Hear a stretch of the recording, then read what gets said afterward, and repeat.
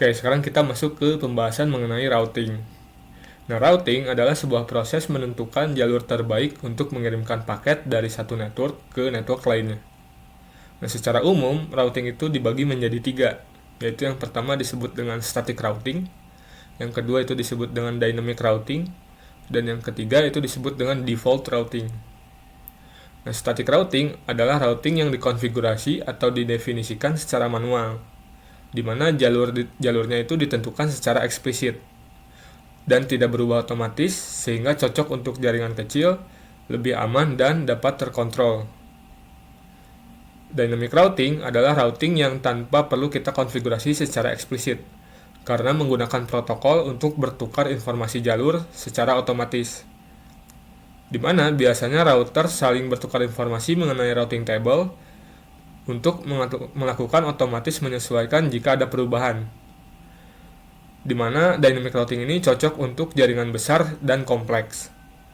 Nah, contoh dari protokol yang digunakan oleh dynamic routing ini adalah yang pertama ada RIP, kemudian ada OSPF, kemudian ada AIGRP, dan yang terakhir itu disebut dengan BGP. Default routing adalah routing yang digunakan ketika tidak ada jalur spesifik yang cocok.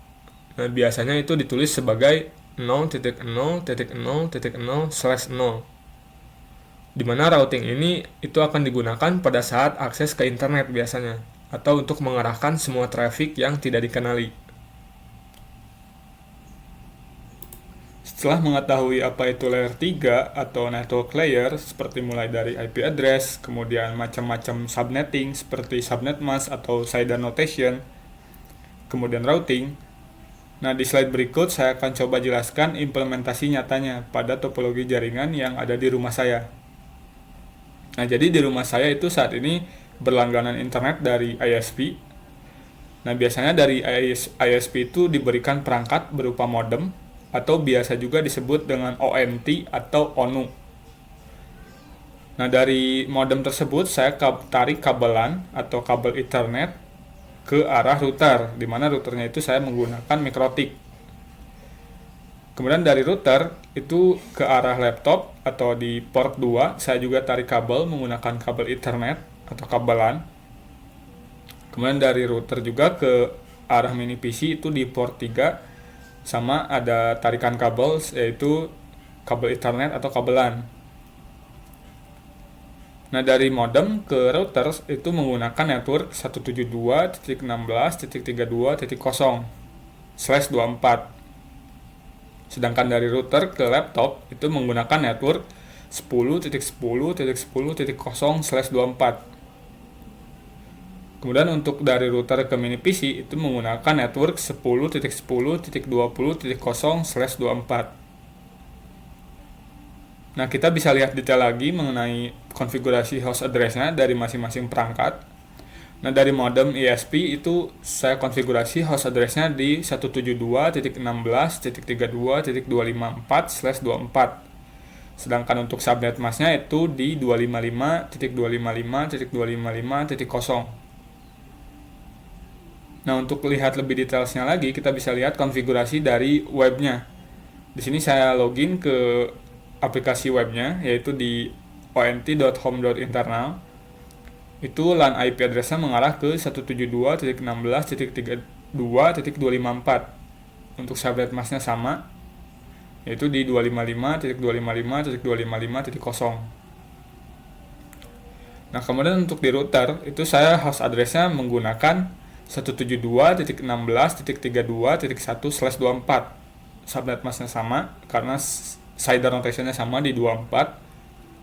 Nah, untuk gateway address-nya itu mengarah ke host address yang ada di modemnya, yaitu 172.16.32.254.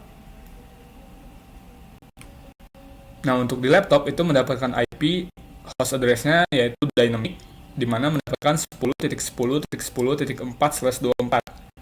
Untuk subnet mask-nya itu sama. Nah, sedangkan untuk gateway address-nya itu mendapatkan 10.10.10.254. Nah, titik 254 ini dari mana? Itu adalah host address yang digunakan di router untuk network di 10.10.10.0. Jadi singkatnya gateway address itu mengarah ke routernya. Nah, sedangkan untuk di mini PC itu mendapatkan host address yang sama dynamic di angka yaitu 10.10.20.100/24. Untuk subnet masa sama. Untuk gateway address-nya itu mengarah ke 10.10.20.1. Nah, agar lebih detail, kita bisa lihat nih konfigurasi di sebelah kanan. Di mana ini adalah screenshot dari konfigurasi routernya. Yang pertama kita bisa lihat di sini ada komen atau komentar yaitu mengarah ke laptop. Di mana host address dari routernya itu menggunakan 10.10.2054/24 yaitu gateway address yang digunakan di laptop. Kemudian untuk networknya di 10.10.10.0. Untuk interface-nya di sini mengarah ke Ether 2 atau port kedua. Nah, untuk yang kedua kita bisa lihat di sini ada komentar to mini PC atau mengarah ke mini PC. Di mana host address dari routersnya itu menggunakan 10.10.20.1/24 atau yang digunakan gateway address pada mini PC. Nah, untuk networknya itu sama yaitu di 10.10.20.0. Sedangkan untuk interface-nya itu mengarah ke Ether 3 atau ke port yang ketiga.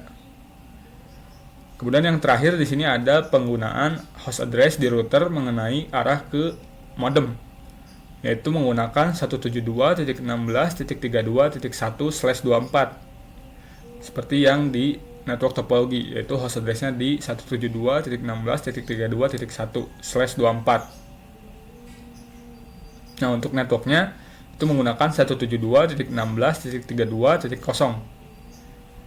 Sedangkan untuk interface-nya itu mengarah ke Ether 1 atau port yang pertama. Nah, agar lebih detail lagi, kita bisa lihat di sini ada routing tables, di mana ada beberapa list routing.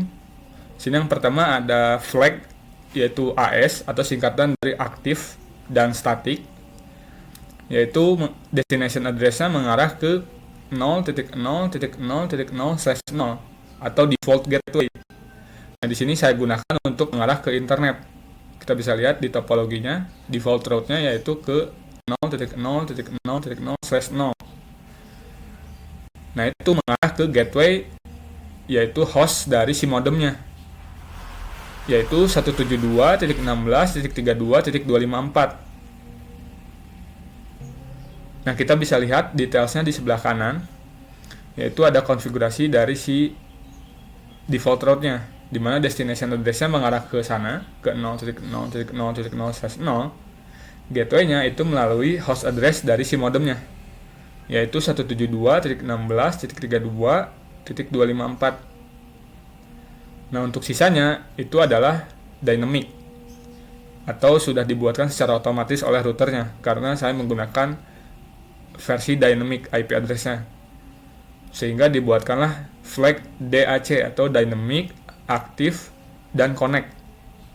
Nah, itu di sini ada destination address-nya mengenai ke masing-masing network yang saya gunakan, yaitu 10.10.10.0/24, kemudian 10.10.20.0/24, dan yang terakhir yaitu 172.16.32.0/24.